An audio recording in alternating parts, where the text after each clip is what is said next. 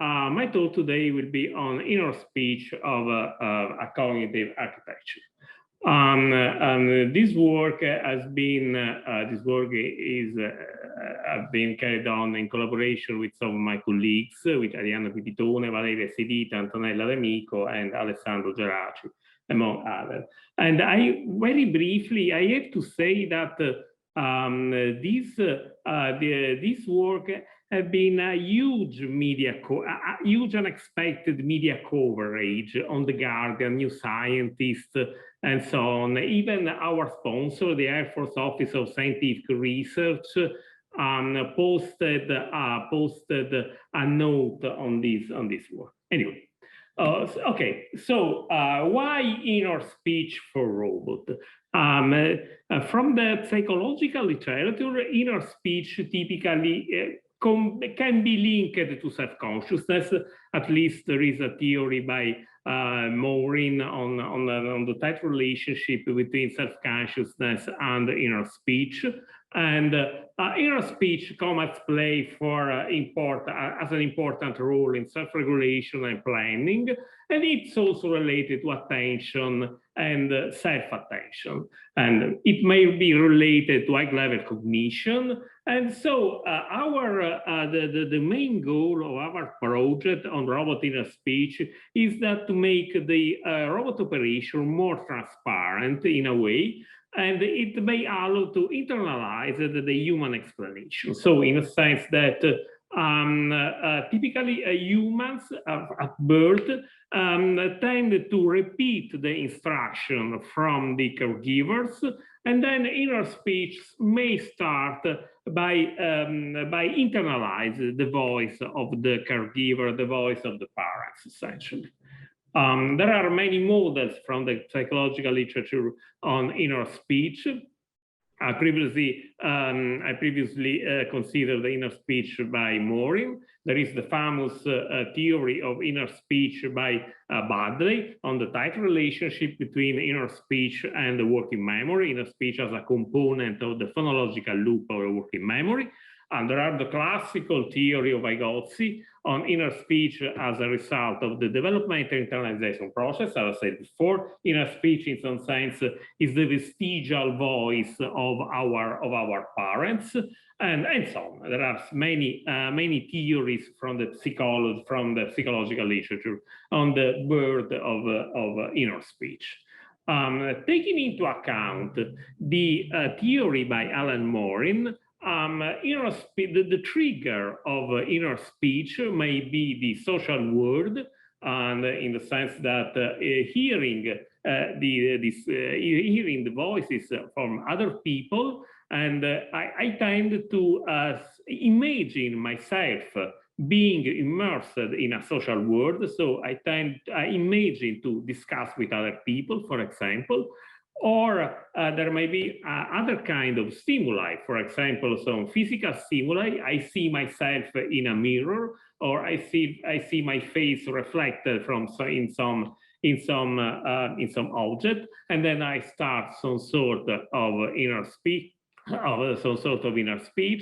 and so on. There can be many trigger of inner speech. And even, of course, the part of rehearsal, and but when I read, when I look at movies, and so on. So there can be many triggers of inner speech. So, for example, the mirror, and so on. Okay, according to the classical theory by Alan Badley on working memory, all of you know the general schema of working memory, that there is the central executive that control the phonological loop. In the phonological loop, there is the articularity control system and the phonological store. There are these two elements in the phonological loop, so the articularity control system and the phonological store. There is the episodic buffer and the visuospatial sketchpad. All these elements are connected to the long-term memory, and all these elements are controlled by the central executive. in our model, in our computational model, we take into account the model of by Badley, and we tried to match this model with the common model of cognition. So all of you know the common model of cognition, so I don't want to enter into the details. And this is the central executive and the phonological loop, in some sense, are related to the working memory of the common model of cognition, and the articulatory control system is also related to the motor block of the common model of cognition, while the phonological store is connected to the working memory. So in the working memory, there is the central executive and the phonological store, while the articulatory control system is connected to the motor part of the common model of cognition. And so we developed a kind of cognitive architecture for inner speech that, as I previously mentioned, take into account the general framework of the common model of cognition. As you can see, there is a perceptual motor layer, which is related to the speak, to the action, and so on. And this perceptual motor layer is related to the phonologic, is related to this to the phonological store. So in order, here there is the environment. According to in the environment, there is this perceptual motor layer. The perceptual motor layer is related to is connected to the phonological store. For example, I hear a word. This word is encoded in the phonological store, and starting from taking into account the central executive, there is this phonological loop that generates attention to the phonological representation, and we take into account the elaborative rehearsal, according to which there is also a kind of retrieval in the procedural and declarative memory. So this is very roughly the match between our architecture and ACTAR. We implemented the current implementation of this inner speech architecture is in ACTAR, and you can see that the procedural, the declarative memory is the procedural memory is linked to the procedural module, and the central executive is related to the imaginal module, and the phonological store is related to the audio module, and so on. Okay, so this is a very simple model of perception. So and on dialogue inner turn. So for example, according to Morin, there are, as I said before, there are many triggers for inner speech.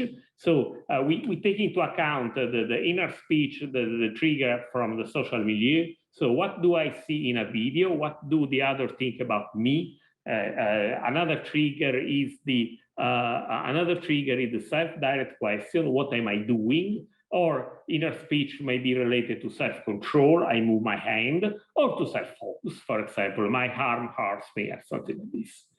Okay, let's take an example. So if our robot sees an apple, the perceptual motor layer transforms this visual perception of an apple in the word apple. So there is a categorization in the word apple. So the word apple is perceived as someone is perceived and sent to the phonological store as if someone in the audience pronounced the word apple. So seeing the apple, seeing the object apple, and hearing the word apple in the current implementation of our system is more or less the same thing. So they both excite the phonological. They both excite the phonological store, and so the phonological store is related to the phonological loop and the central executive. So apple, but apple is a fruit in the semantic network of the system. there is fruit and apple are related. So there is a connection between fruit and apple. So apple is a fruit.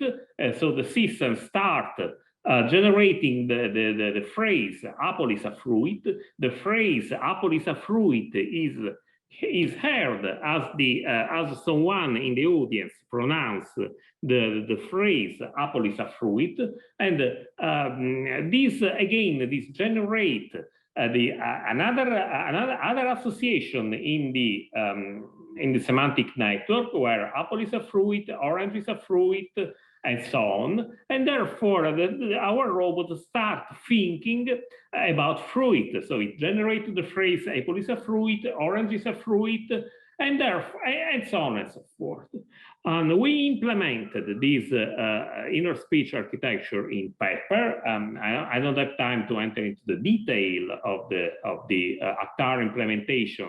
Let me say that there is we programmed an interface based on ROS between Actar and our Pepper robot. And so our experiments are mostly related to the problem of transparency. So we think that hearing for the robot user, hearing the inner speech of the robot might help the user to better understand the course of thinking of the robot, and so it may be more able to generate a kind of, let's say, theory of mind of the robot. So it might be more easy for an experienced user to better understand what the robot is, let's say, is doing, what the robot is, I don't want to use the word is thinking, but in some sense it is a way to generate more transparency of the robot operation. And okay, we set up a very simple experiment of concerning human-robot interaction based on the setup of a table, for example, a dinner table, where the user and the robot have to help themselves, have to collaborate in order to set up a table. So, for example, inner speech may improve interaction with human. For example, if I ask the robot to pass me, let's say, pass me the knife, the robot could start this sort of inner speech, thinking that the knife might cut, and therefore I am aware of the fact that the robot is thinking that the knife cuts, for example, because I am able to hear the inner speech of the robot. So I have a short video. Let's see if this video will start.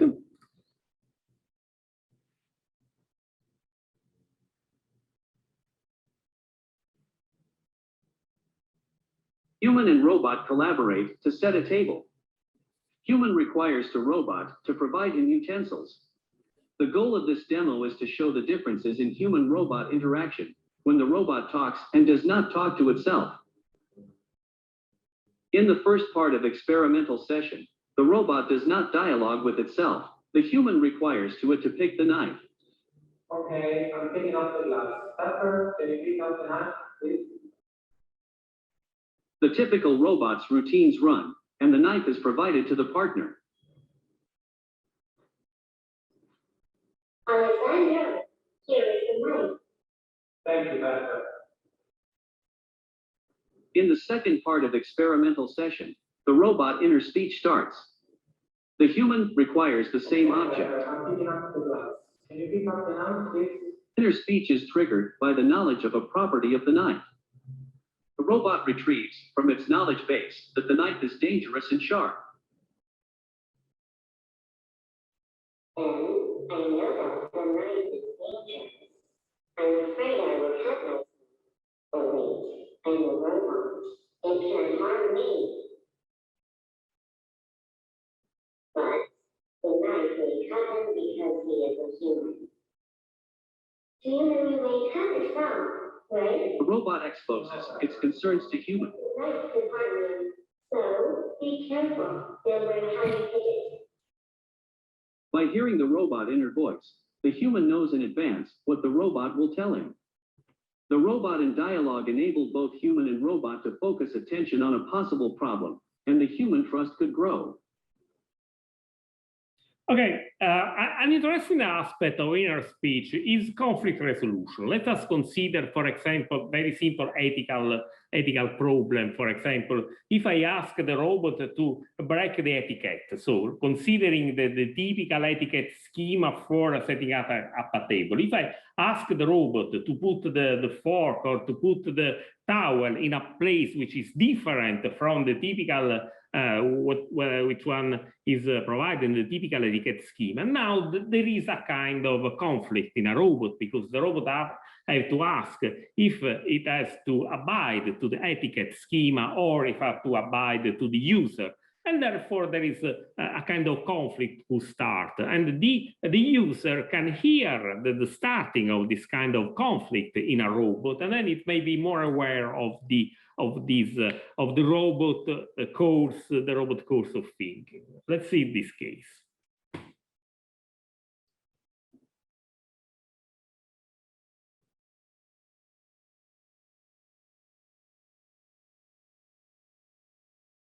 Human and robot are setting the table.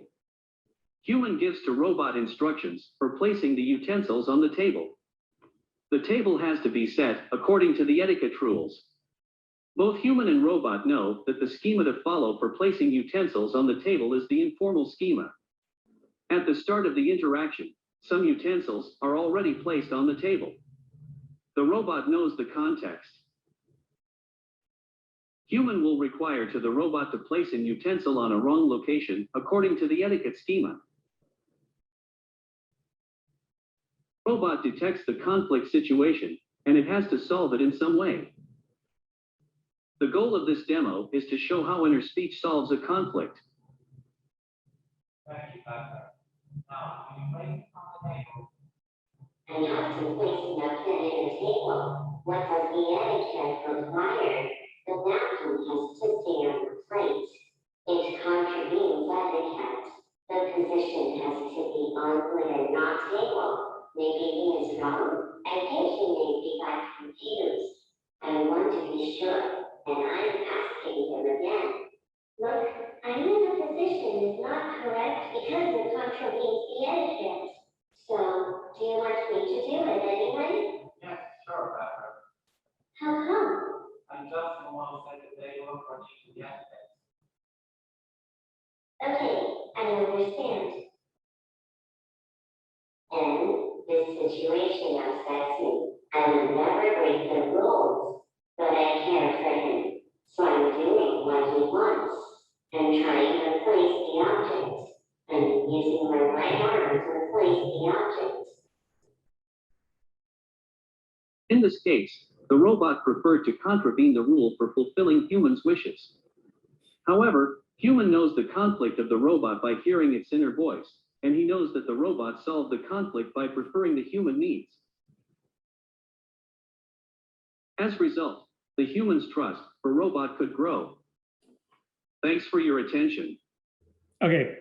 To conclude my presentation, well, I want to present you a new application of inner speech, which is related to the classical problem of self-recognition. There are many people working on self-recognition in robot, and we tried this approach based on inner speech. So in a sense that the people may more easily understand the self-recognition capabilities of the robot. So this is my last video. Okay.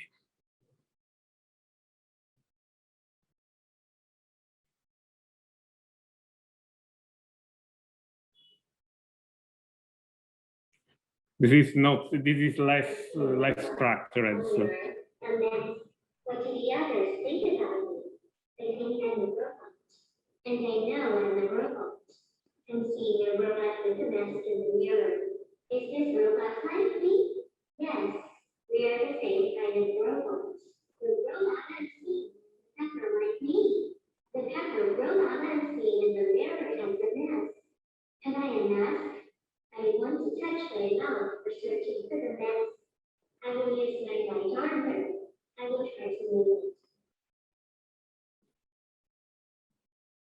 The right arm moves I had to move the right arm to the position of my mouth and moving my arm. I'm seeing my arm in front of the mask in the mirror. The mask I'm seeing is mine. I am a mask.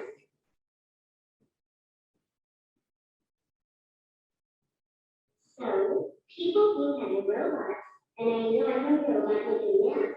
That's the robot I'm seeing in the mirror. This robot is me.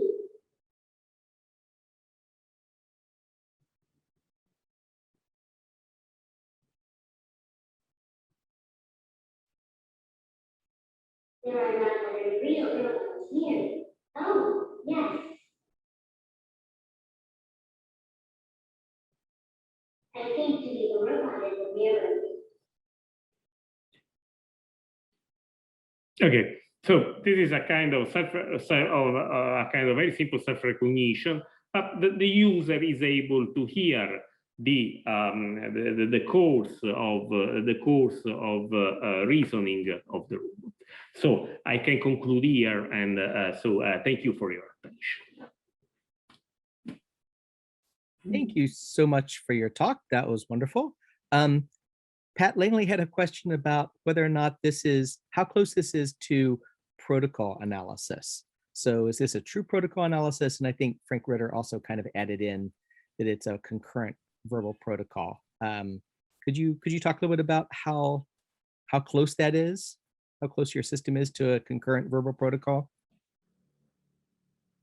Sorry, can you repeat? I was not able to hear you. Sorry.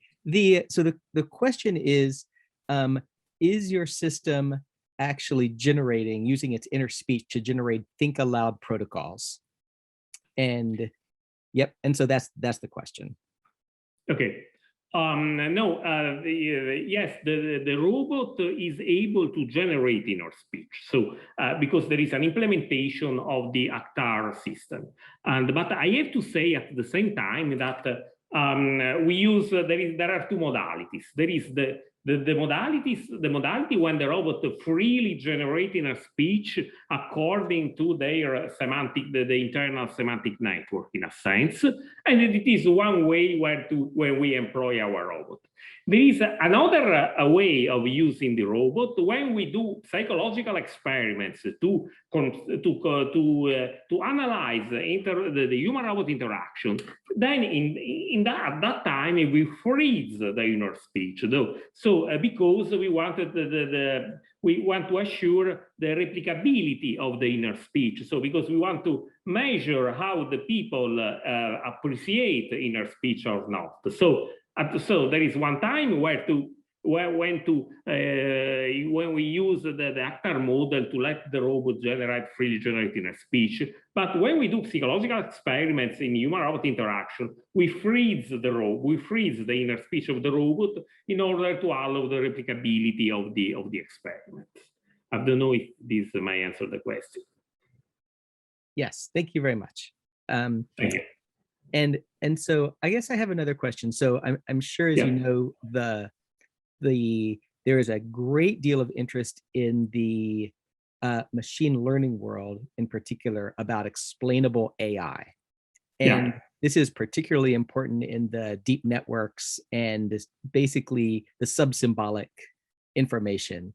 And so the question is, could you use your approach to help the explainable AI group? And kind of the more specific to your system, how do you deal with the subsymbolic information in terms of explanation? Because a lot of what you're doing looks like it's at the symbolic layer. And so how do you deal with the uncertainty in the subsymbolic information? Okay. We are interested in some sort of human-like explainable AI. So in the sense that our work is tightly related to explainable AI, and it is interesting to ask us when we consider ourselves explainable. So when our brain is explainable. So when we take a decision, why we consider us explainable. So we think that there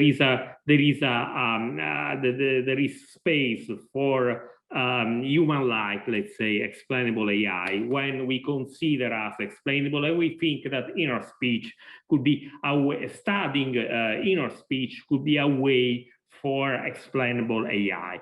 We take inspiration from the famous movie. I don't know if you know What Women Want, where when Mel Gibson entered into the head of women, so he was able to hear the inner speech of women. And currently, in our current system, there are no sub-symbolic aspects.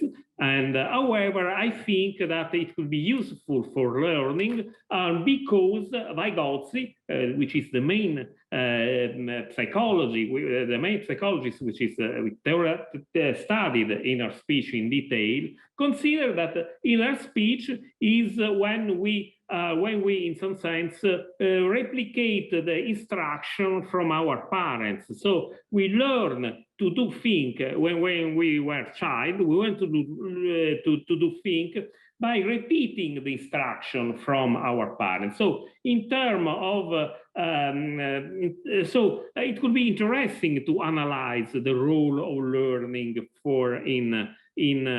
role of inner speech in learning. But currently our analysis is on the symbolic level.